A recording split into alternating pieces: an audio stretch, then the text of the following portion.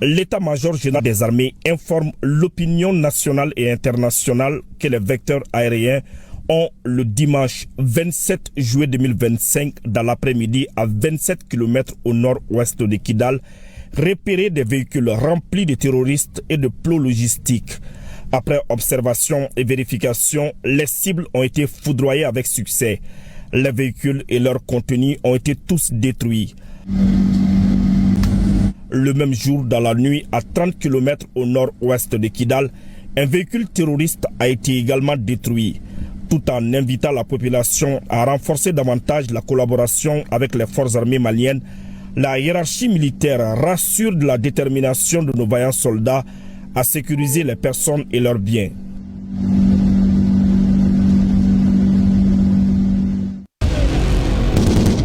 Il fut un temps, pas si longtemps, où les groupes terroristes tentaient d'imposer leur règne par la brutalité.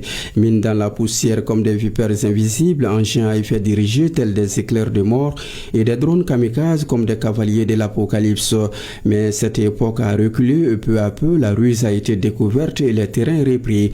Les forces armées maliennes, fortes de leur engagement, de leur discipline et de leur professionnalisme, ont infligé revers sur revers aux ennemis de la paix. Sous la pression constante, les groupes terroristes ont dû se réinventer.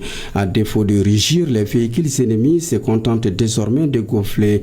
Faits de plastique légers comme mensonges, ces véhicules sont parqués tels des fantômes. Ni vivants ni morts, ils ne sont que les pétards d'une guerre qui cherche à survivre par le mirage. De fait, sur le front conventionnel, les ennemis de la stabilité choisissent désormais la tromperie pour recours. Le champ de bataille des bâches gonflables imitant des véhicules pour tromper l'œil mécanique des drones, d'attirer vers le néant les missiles de haute précision et de vider les arsenaux les plus coûteux sur des cibles imaginaires.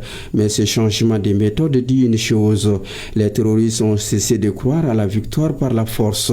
Ils s'en remettent désormais à la fiction, preuve éclatante que la véritable puissance leur échappe. Face à cette métamorphose, les femmes tiennent bon. Elles adaptent leur regard, affinent leur analyse et placent la sagacité au cœur de la riposte. Car il ne suffit plus de frapper fort, il faut frapper juste. C'est là que réside aujourd'hui la grandeur des forces armées maliennes.